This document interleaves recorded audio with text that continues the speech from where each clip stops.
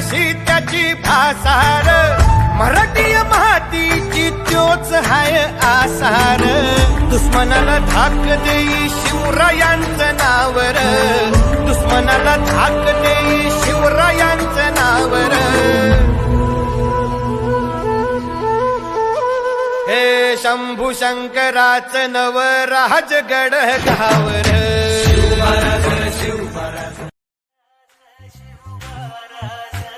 मावळे आम्हीच लढणार, मावळे आम्हीच लढणार, साखर शिवबाच होणार.